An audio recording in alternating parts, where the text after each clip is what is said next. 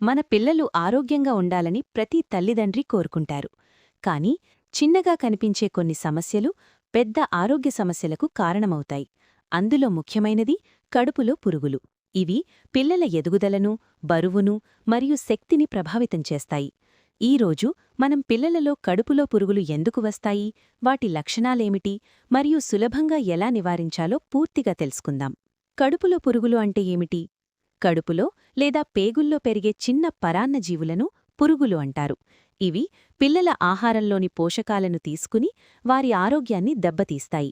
ప్రధాన కారణాలు: చేతులు కడుక్కోకుండా తినడం, మట్టి లేదా ధూళితో ఆడుకోవడం, మురికి నీరు తాగడం, సరిగ్గా వండని ఆహారం తినడం, గోర్లు పెద్దగా ఉండడం, పురుగుల గుడ్లు చేరే అవకాశం.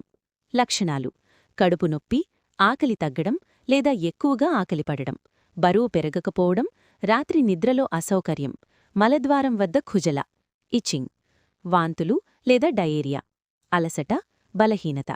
ఇంటి చిట్కాలు, న్యాచురల్ రెమెడీస్. ఇవి చిన్న సమస్యల్లో ఉపయోగపడతాయి. వెల్లుల్లి రోజూ చిన్న మోతాదులో ఇవ్వడం వల్ల పురుగులను తగ్గించడంలో సహాయం చేస్తుంది. పప్పాయ గింజలు పొడి చేసి తేనెతో కలిపి ఇవ్వవచ్చు. నీమ్, వేప ఆకులు తక్కువ మోతాదులో ఇవ్వడం ద్వారా శరీరాన్ని శుభ్రం చేస్తాయి. పసుపు పాలు రోగనిరోధక శక్తిని పెంచుతుంది. వైద్య చికిత్స: డాక్టర్ సూచనతో డీవార్మింగ్ టాబ్లెట్స్, ఉదాహరణకు ఆల్బెండజాల్ ఇవ్వడం చాలా అవసరం. సాధారణంగా 6 నెలలకొకసారి డీవార్మింగ్ చేయాలి. కుటుంబ సభ్యులందరూ ఒకేసారి తీసుకోవడం మంచిది. నివారణ: ప్రివెన్షన్ టిప్స్. పిల్లలు తినే ముందు చేతులు సబ్బుతో కడుక్కోవాలి. గోర్లు చిన్నగా కత్తిరించాలి. శుభ్రమైన నీరు మాత్రమే ఇవ్వాలి. బయట ఆడిన తర్వాత చేతులు కడుక్కోవాలి. ఆహారం బాగా వండాలి. ఇతర సంబంధిత సమస్యలు: కడుపులో పురుగులు ఉంటే రక్తహీనత, పోషకాహారలోపం, బలహీనత, చదువులో కాన్సంట్రేషన్ తగ్గడం. ముఖ్య సూచన: పురుగులో కడుపులో ఉన్నప్పుడు దేనివల్ల వచ్చింది అనేది ఇంటి చిట్కాలతో సాధారణంగా కొంతవరకు తగ్గించవచ్చు. కానీ లక్షణాలు ఎక్కువగా ఉంటే తప్పకుండా డాక్టర్ని సంప్రదించాలి. పిల్లల ఆరోగ్యం మన చేతుల్లోనే ఉంటుంది.